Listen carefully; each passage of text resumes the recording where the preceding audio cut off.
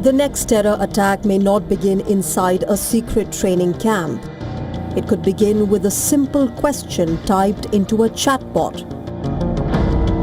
That is the warning emerging from a growing body of intelligence assessments. As artificial intelligence becomes more powerful and widely available, extremist groups are increasingly testing its limits, probing whether it can help them plan, recruit, and refine attacks.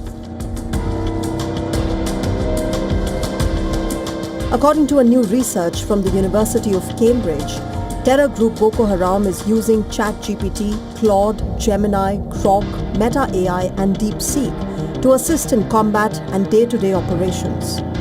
The study, based on interviews with former Boko Haram members, claims that the group used AI to troubleshoot weapon malfunctions, analyze failed attacks, review battlefield footage, and improve tactics. Former commanders say the chatbots act like helpful experts on how to make deadlier explosives and smarter battlefield moves.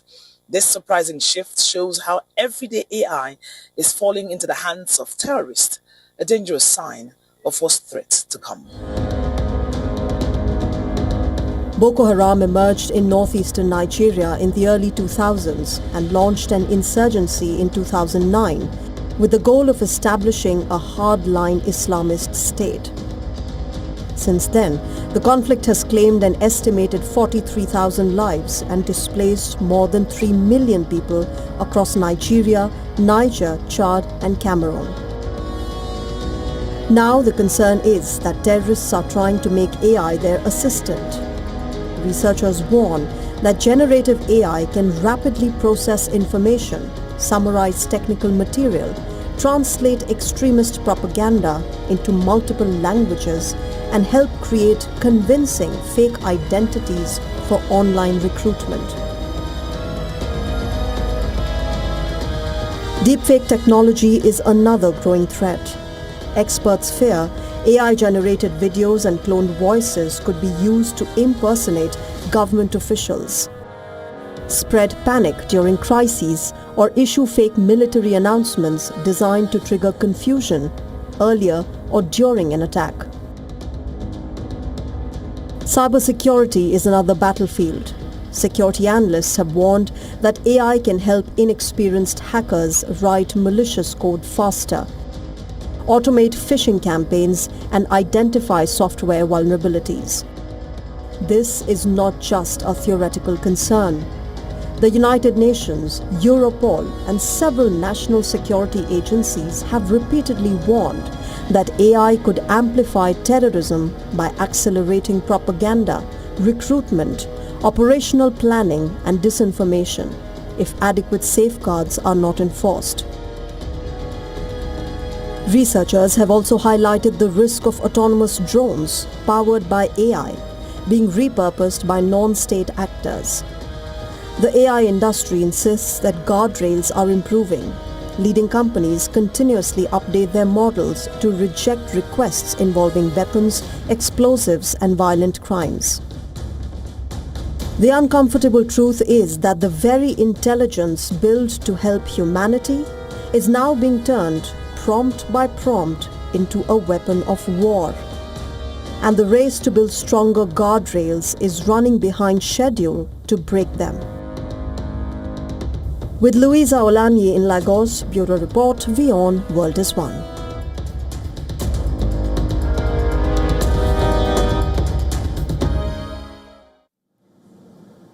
Shifting focus, the war in Ukraine has escalated into a brutal new phase driven by terrifying high-impact aerial weapons, while Moscow deploys revamped Soviet-era giants to completely flatten frontline defensive lines.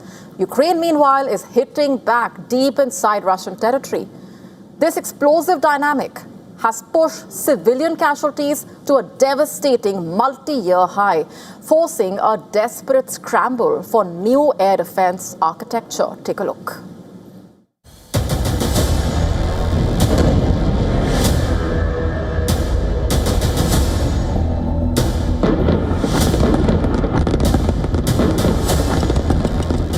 The explosion comes first, then the dust swallows everything. There is no towering missile, no supersonic strike.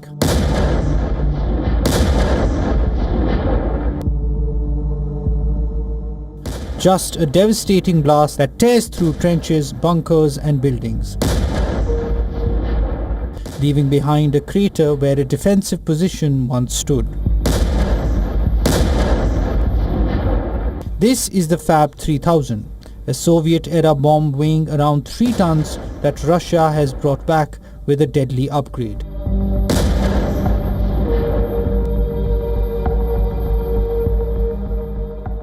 Originally designed as a free-fall bomb, the Fab 3000 has now been fitted with a correction module.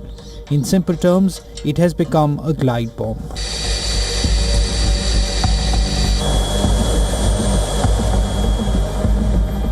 Released from aircraft far behind the front line, it spreads its wings, uses satellite guidance and glides towards its target, allowing Russian jets to stay beyond much of Ukraine's air defense envelope.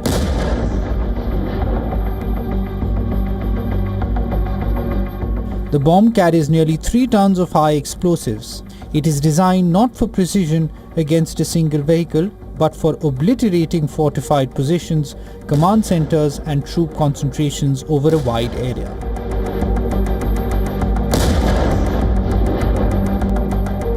Unlike expensive cruise missiles, these converted bombs are relatively cheap, can be produced in large numbers and are launched in relentless waves by Russian forces.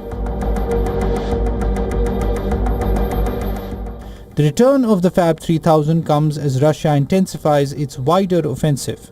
Kyiv has faced fresh waves of missiles and drones, while Russia continues pressing along multiple sectors of the front.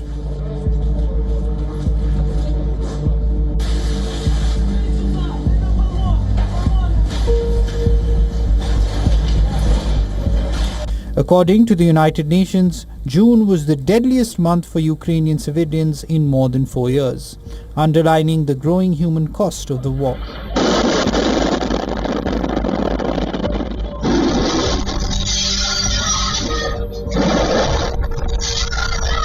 President Vladimir Putin warns that Russia is only going to increase the intensity of attacks.